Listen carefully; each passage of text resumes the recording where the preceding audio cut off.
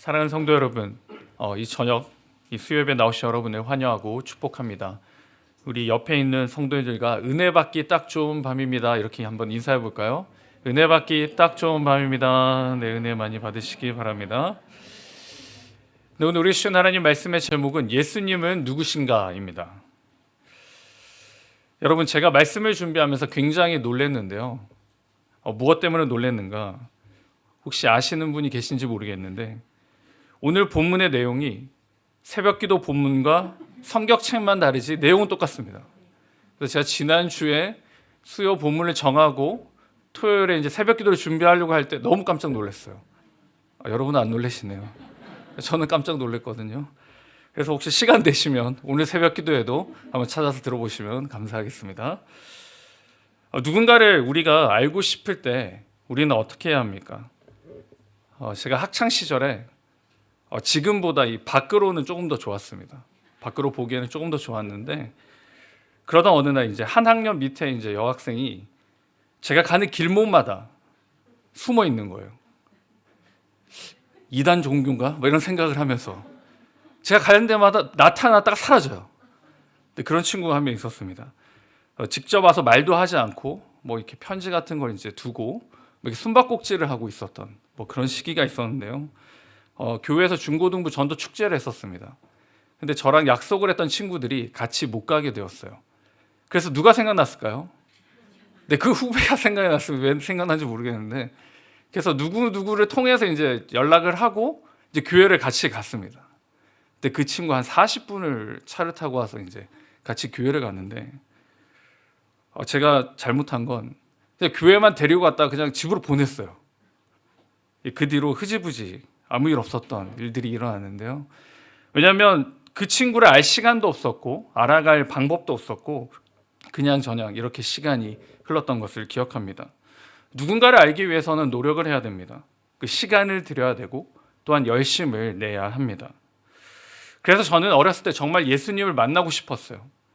그리고 예수님을 보기 위해 정말 열심히 노력했습니다. 그리고는 예수님을 봤습니다. 여러분, 예수님 보셨어요? 믿음과 신앙이 좋은 사람만이 볼 수 있는 예수님. 저희 집에도 걸려 있었던 그 예수님. 한번 보여주시죠. 네, 여러분 보이세요? 보이시나요? 네, 보이시는 분은 여러분의 믿음과 신앙이 굉장히 좋다는 증거입니다. 제가 어렸을 때 예수님이 보이니? 아니요. 열심히 기도해봐라. 보이기 시작하더라고요. 왜 그런지 모르겠는데 언제부터 시작된지 모르겠는데 저걸 보면 믿음이 좋다라는 말을 듣고는 했습니다. 여러분 집에 가서 이것을 준비하셔가지고 애들한테 이거 보이니? 뭐 이렇게 하시면 안 됩니다. 아무런 의미가 없습니다. 왜 이럴까요? 정말 예수님이 궁금한 거죠. 예수님이 누구실까? 예수님 어떠한 분이실까? 예수님 어떻게 생기셨을까? 이런 생각을 하게 됩니다. 그래서 또 한 명의 비슷한 일들이 일어납니다. 이번에는 공신력 있는 방송사가 준비한 겁니다. 이 BBC 다큐멘터리 일부의 사진인데요. 한번 보여주세요. 네, 법의학을 이제 예술이라는 영역으로 확장한 리처드 니브 전 맨체스터 교수 팀이 만든 결과물입니다. 그 당시에 이제 샘족 유고를 연구를 해가지고 그 드로잉을 한 거죠. 그래서 예수님의 모습은 이러할 것이다. 한 2001년에 BBC에서 발표를 한 것 같습니다. 여러분 어떠세요? 예수님이 저런 모습이면 은혜가 더 되시나요? 어떠실까요? 네, 예수님이 저런 모습이실까요? 예, 내려주시면 됩니다.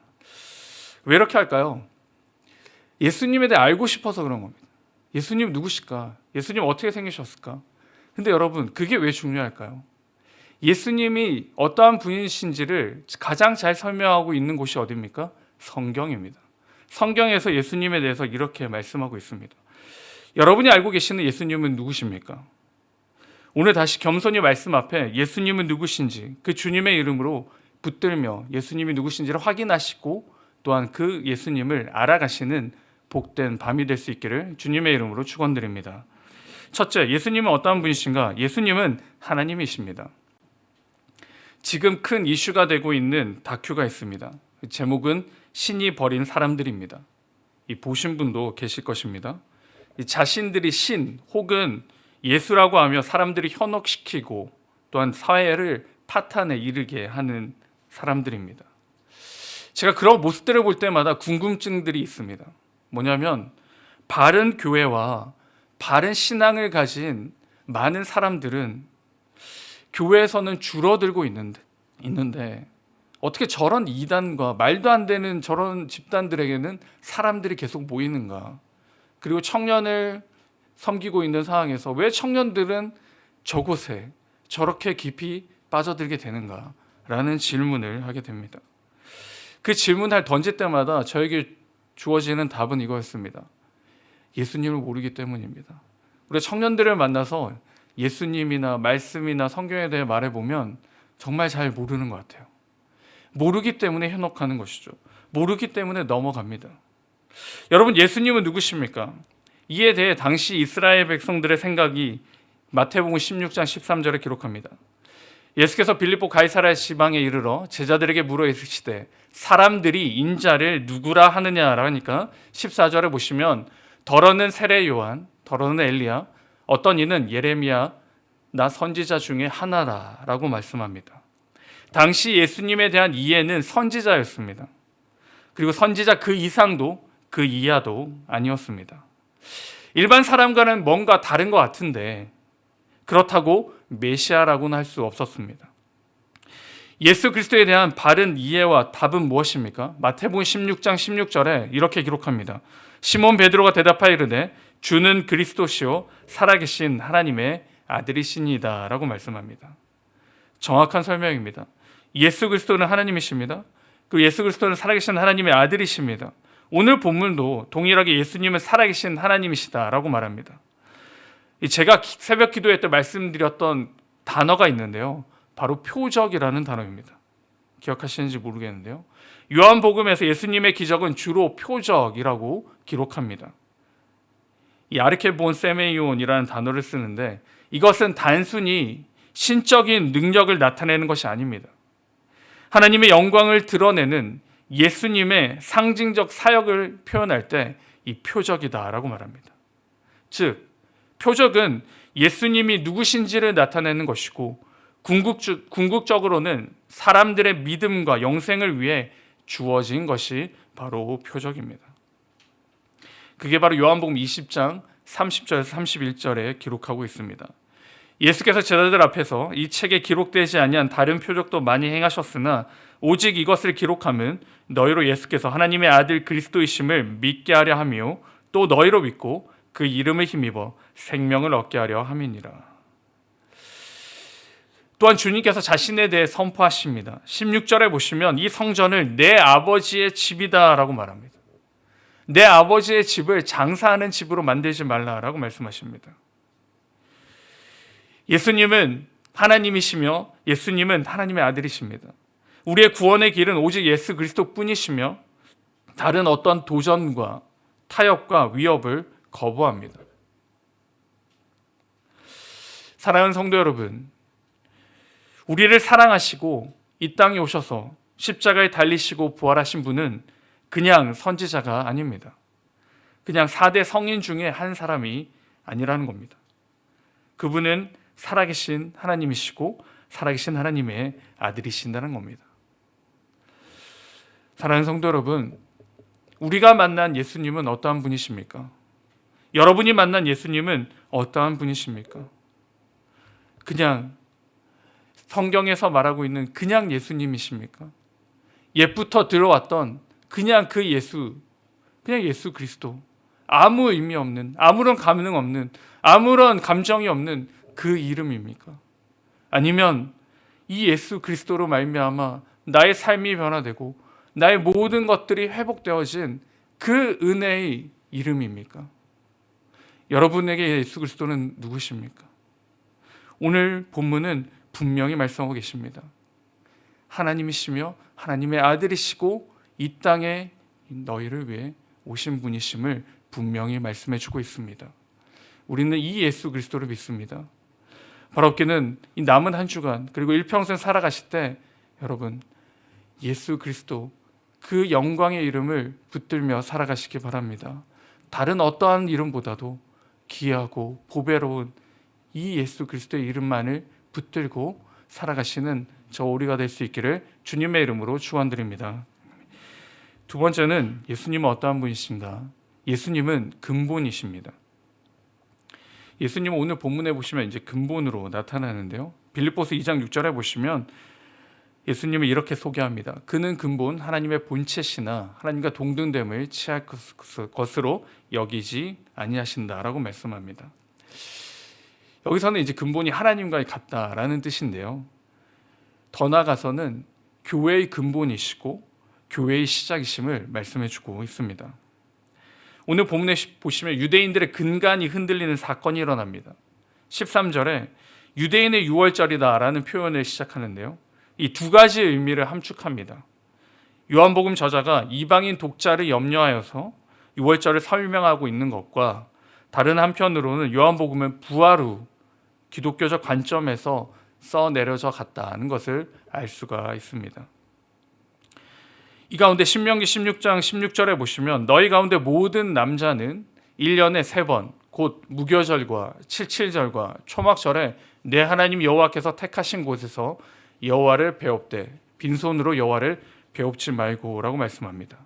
모든 유대인 남자는 이 절기마다 예루살렘으로 올라가야 했습니다. 이 예루살렘 안으로 올라갈 때 지금 문제가 생긴 곳이 어디입니까? 성전 안이라고 나와 있는데요. 본문 14절에 보시면 이 성전 안은 이방인의 뜰을 말합니다. 이방인들이 갈 수 있는 공간이 바로 이 성전 안까지입니다. 여기서 어떠한 일들을 합니까? 소와 비둘기를 팝니다.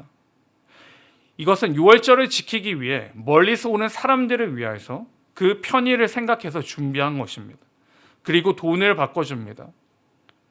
그리고 이 모든 것들을 이 장소 안에서 행하게 됩니다.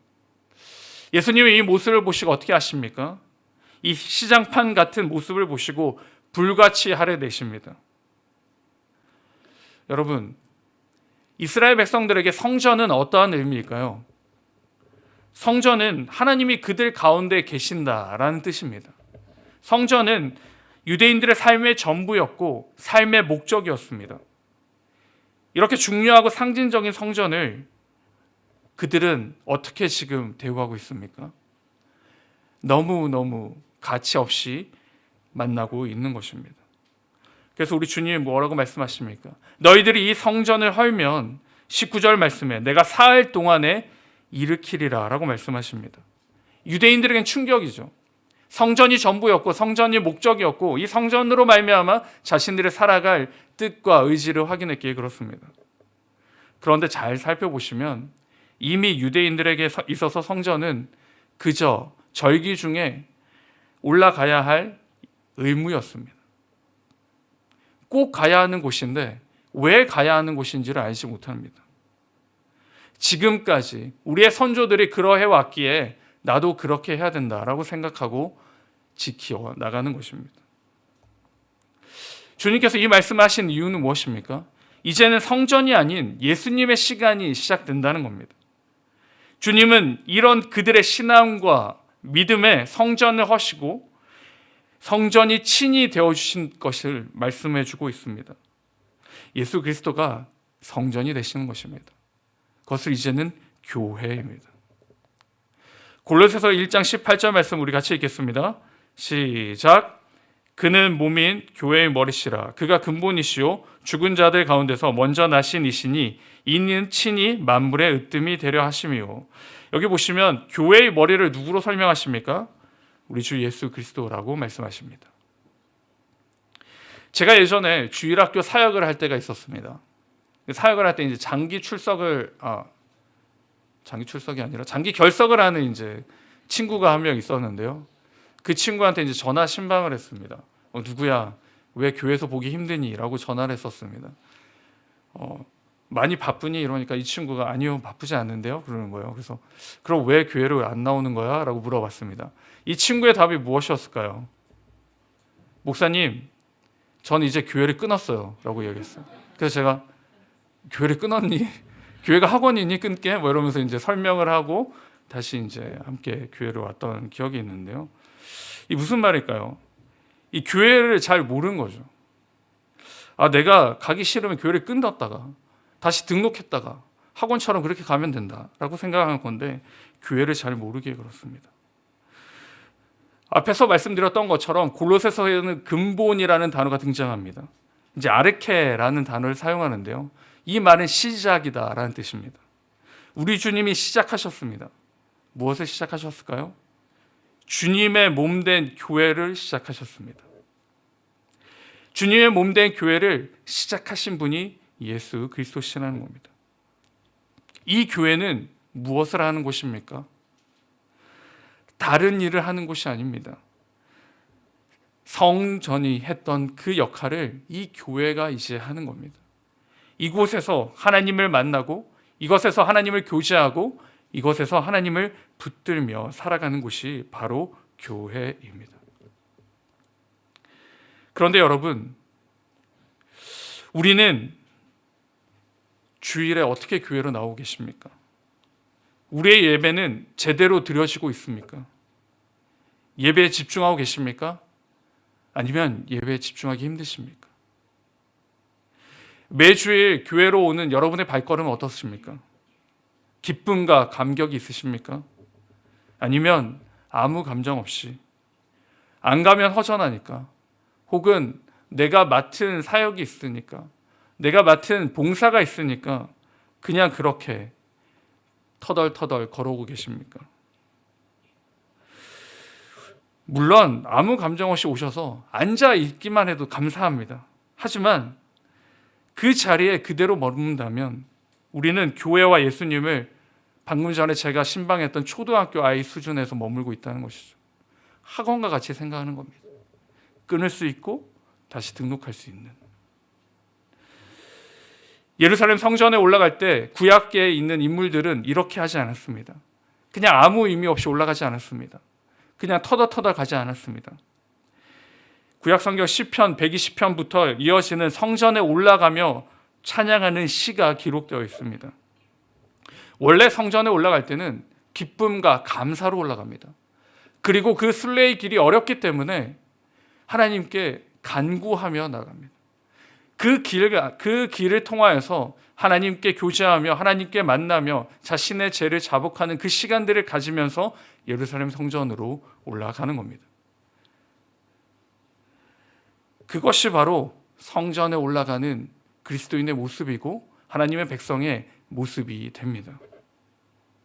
그러나 오늘 본문에서는 성전이 왜 이렇게 변화되었을까요? 주제가 바뀌었기에 그렇습니다. 주체가 바뀌었기에 그렇습니다. 성전이 하나님을 만나는 곳이 아닌 사람의 편리한 곳이 되어버렸습니다. 하나님은 사라졌고 멀리서 오는 순례객을 맞이하는 공간이 되어버렸습니다. 그들의 편의를 생각했고 그들의 편리한 사용을 생각했기에 변화되었습니다. 우리는 어떻습니까? 여러분, 우리의 교회는 어떻습니까? 우리의 예배는 어떻습니까? 우리는 정말 하나님께 집중하고 계십니까? 정말 하나님께 온전히 우리의 예배가 드려지고 있습니까? 아니면 나의 감정과 나의 상황과 나의 환경에 집중함으로 하나님이 아닌 다른 것들을 보고 계십니까? 무엇이 필요할까요? 우리의 예배가 회복되기 위해서는, 우리의 교회가 회복되기 위해서는, 이 성전이 회복되기 위해서는 무엇이 필요할까요? 관계가 회복되어야 됩니다. 어떤 관계가 회복되어야 될까요? 바로 교회의 머리 대신 예수 그리스도와의 관계가 회복되어야 합니다. 주님이 머리시다라는 뜻은 무엇입니까? 이 교회는 유기적인 관계라는 겁니다. 주님과 우리 교회가 함께 간다는 겁니다. 머리와 몸 사이가 막혔는데 어떻게 건강할 수가 있겠습니까? 머리와 몸 사이가 끊어졌는데 어떻게 제대로 된 사고와 행동을 할 수 있겠습니까? 우리가 계속해서 올해 부흥을 기대하고 부흥을 소망하며 달려갑니다. 부흥이 어떻게 일어납니까? 부흥이 어떻게 나타날까요? 회복함으로 이루어지는 것입니다. 주 예수 그리스도와 회복함으로 우리 교회에 부흥이 일어날 줄 믿습니다. 우리 교회의 부흥을 경험하기 위해서는 주님과 우리 사이에 이 막혀있는 것들이 뚫어져야지만 부흥을 회복할 수 있습니다. 즉, 우리는 하나님 앞에서 그리스도를 가리키는 손가락일 뿐입니다. 교회는 오직 그리스도만으로 충만해야 합니다. 그리고 교회는 예수 그리스도를 닮아가는 일에 분투해야 합니다. 이렇게 할 때 우리 교회는 부흥의 역사의 그 한복판에 설 줄 믿습니다. 사랑하는 성도 여러분, 우리는 정말 예수 그리스도께 집중하고 있습니까? 정말 예수 그리스도만을 바라보고 예배드리고 있습니까? 우리의 교회로 오는 이 발걸음이 기쁨과 행복과 기대감으로 성전에 올라가는 그 시의 노래처럼 그 노래와 찬양이 우리의 삶과 우리의 입술에서 고백되어지고 있습니까? 만약 그렇지 않다면 다시 돌아봐야 합니다. 다시 주님께로 돌아가야 됩니다. 이 막힌 것들을 주님 뚫어주시옵소서. 주님, 온전히 다른 것이 아닌 하나님께 집중할 수 있도록 우리를 붙잡아 주시옵소서.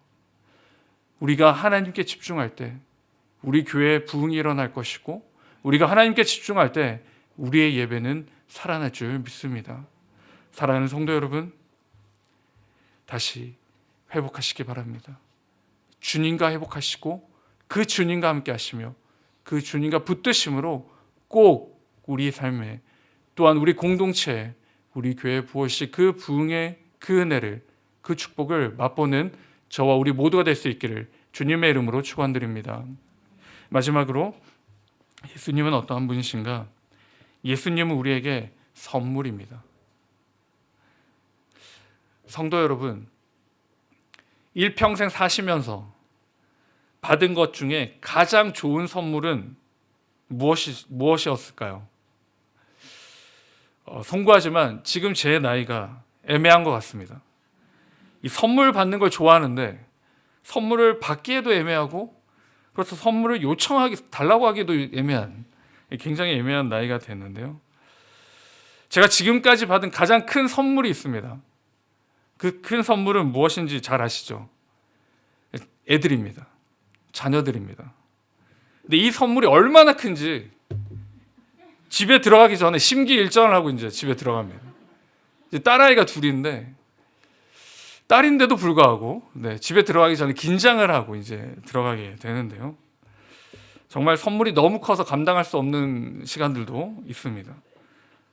여러분도 그렇지 않으십니까? 여전히 감당하기 어려우시죠? 이 큰 선물을 가지고 우리는 살아갑니다. 그런데 감사하게도 우리에게 선물을 주시고 선물로 오신 분이 계십니다. 그런데 이 선물은 우리가 감당해야 할 것이 아무것도 없습니다. 바로 우리 주 예수 그리스도이십니다. 하나님께서 주님을 우리에게 선물로 주셨습니다. 하나님께서 예수 그리스도를 우리에게 선물로 주셨다라는 뜻은 무엇이냐면, 첫째는 하나님께서 나를 사랑하신다는 겁니다. 둘째로 나의 죄를 속하신다는 것입니다. 셋째는 무엇이냐? 나를 구원하신다는 것입니다. 그리고 마지막 넷째는 내 안에 사신다는 겁니다. 이것이 바로 하나님께서 예수 그리스도를 우리에게 선물로 주신 뜻입니다. 이 신약 시대 때는, 바울이 살던 1세기에는 선물을 아무에게나 주지 않았다라고 말합니다.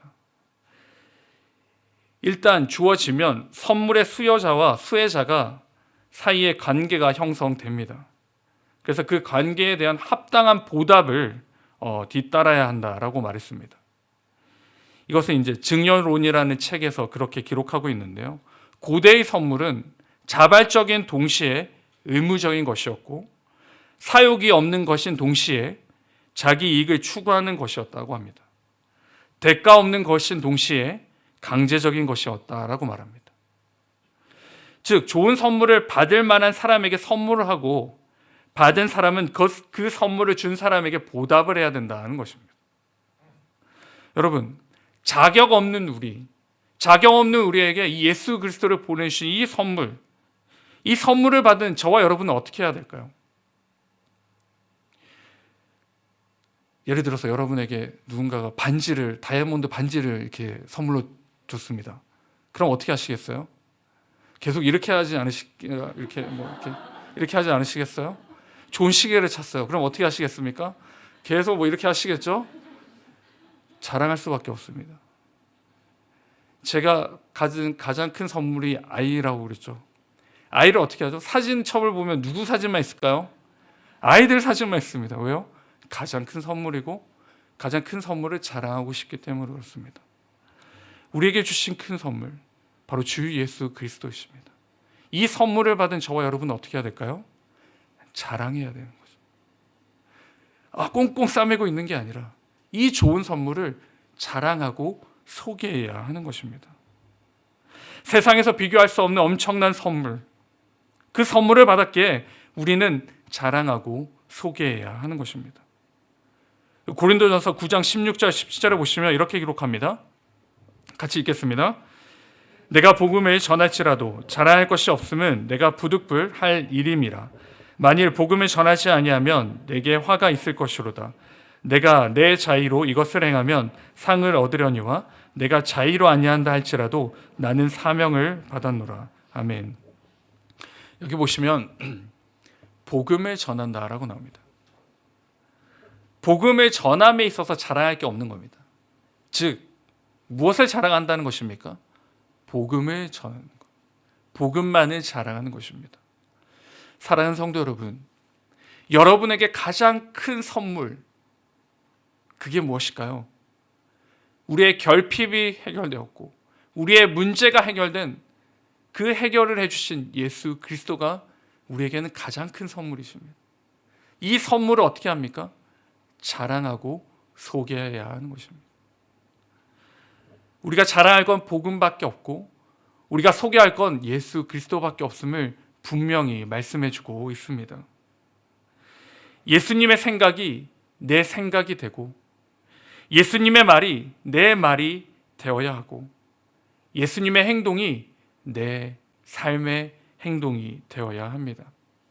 이게 바로 가장 큰 선물, 예수 그리스도를 받은 자의 모습이고 삶이 되는 것입니다. 예수님을 선물로 받은 저와 여러분, 그러므로 그 선물로 우리는 그 기쁨을 가지고 이 세상에 살아갑니다. 세상이 줄 수 없는 기쁨과 세상이 줄 수도 없는 그 평안함을 예수 그리스도의 그 선물을 가지고 그 선물을 붙들고 그 기쁨으로 그 행복함으로 이 세상을 달려가는 것입니다. 사랑하는 성도 여러분, 여러분의 삶 가운데 어려움이 있고 힘듦이 있고 낙심되는 시간들이 있으십니까? 그때 여러분의 가장 큰 선물을 꺼내어 보시기 바랍니다. 여러분의 가장 큰 기쁨을 바라보시기 바랍니다. 다시 한 번 더 그 선물을 붙들고 그 선물을 바라봄으로 이 땅에 이 어두운 터널을 잘 헤쳐나갈 수 있는 저와 우리가 될 수 있기를 주님의 이름으로 축복합니다. 예수 그리스도, 그렇다면 우리는 어떻게 이 주님의 붙들고 이 선물을 가지고 이 땅에서 살아갈까요? 우리 기독교의 고전 책이 하나 있습니다. 여러분 다 읽어보셨을 텐데요. 예수님이라면 어떻게 하셨을까라는 책입니다. What would Jesus do? 예수님이라면 어떻게 하셨을까요? 그 책을 보면 어떠한 상황과 어떠한 환경과 어떠한 모든 상황들 가운데 가장 먼저 생각하는 게 뭘까요? 예수님이라면. 예수님을 가장 큰 선물로 받은 저와 여러분, 오늘부터 예수님이라면 어떻게 하셨을까? 그 생각을 하시기 바랍니다. 그 생각을 먼저 하고 행동으로 옮길 때 우리는 다른 것이 아닌 예수님의 그 선물을 소개하며 그 예수님을 나타내는 선물 받은 자의 삶을 살아가는 것입니다. 사랑하는 성도 여러분, 예수님은 누구십니까? 예수님은 하나님이시고 예수님은 시작이셨습니다. 교회의 시작이었습니다. 그리고 마지막 예수님은 누구십니까? 바로 우리들에게 주신 하나님의 선물이었습니다. 너무나도 잘 알 것 같았지만 시간이 지나면 또 잊어버리고 시간이 지나면 또 사라져버린 이 예수님, 그 첫 감격, 예수 그리스도의 이름만 들어도 그 샘솟았던 그 기쁨과 그 감사가 다시 한 번 더 우리 가운데 회복될 수 있기를 바랍니다. 우리의 이 기쁨의 선물, 이 선물을 붙드시고 이번 한 주간도 기쁨과 은혜와 축복 가운데 살아가시는 저와 우리 모두가 될 수 있기를 주님의 이름으로 축원드립니다. 그러므로 이 관계가 회복되어서 우리가 올해 기대하는 그 부흥의 역사가, 그 부흥의 은혜가 우리의 삶과 우리 공동체와 우리 교회 가운데 나타날 줄 믿습니다. 그 기대감을 가지고, 그 소망감을 가지고 주님만 바라보며 주님만을 의지하시고 주님만을 붙드시는 저와 우리 모두가 될 수 있기를 주님의 이름으로 축원드립니다. 아멘.